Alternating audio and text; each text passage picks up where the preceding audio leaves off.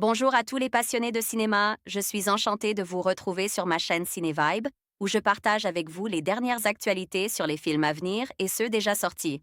Pensez à vous abonner pour ne rien manquer des nombreux contenus captivants à venir. C'est Condor parti! Distribution date de sortie, 2 février 2022 durée, 1h48 à participe à Cannes 2021 site officiel La parfaite conclusion d'un projet d'une grande classe. Après une relation compliquée avec Anthony, Julie cherche aujourd'hui à comprendre ce qui se joue dans cet amour passionnel, et notamment les raisons de son échec. Elle va alors décider de dédier son film de fin d'études à sa propre histoire.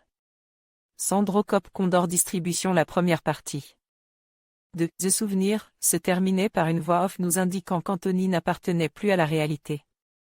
C'est précisément au pouvoir de la fiction, de l'imaginaire, auquel va s'intéresser ce second volet.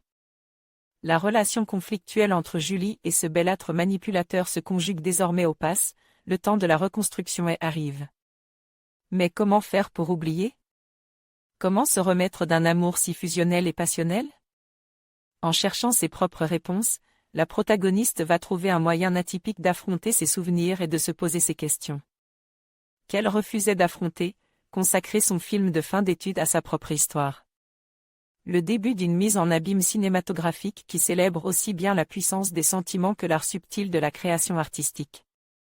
Dès son titre, hommage à un tableau de Jean-Honor Fragonard, l'œuvre de Johanna Hogg assume pleinement sa volonté d'oublier le réel.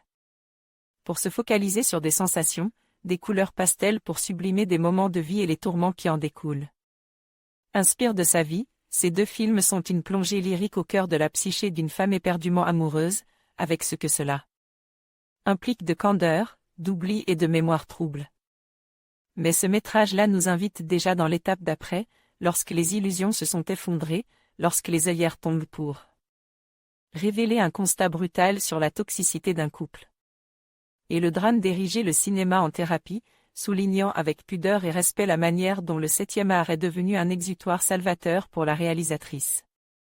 Si les deux opus de ce diptyque peuvent se voir indépendamment, il y a évidemment un intérêt à les regarder de rang, simplement pour observer la virtuosité avec laquelle Johanna Hogg manie les différentes tonalités, nous baladant du réalisme social à une poésie rare.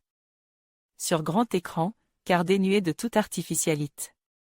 Là où cette entreprise méta aurait pu être remplie de snobisme, elle est au contraire criante de sincérité, réussissant le mariage quasiment impossible entre formalisme et émotion. Exercice de style passionnant, cette suite confirme également tout le bien que l'on pensait d'Honor Swinton-Byrne, éblouissante dans le rôle principal. Quand on sait qu'elle est la fille de Tilda Swinton, on aurait presque envie d'en appeler au vieux dicton, des chats qui ne font pas des chiens. Sans aucun doute, l'une des expériences à ne pas rater en ce début d'année. Christophe Brange envoyait un message au rédacteur Johanna Hogg: votre note, votre pseudo, votre commentaire.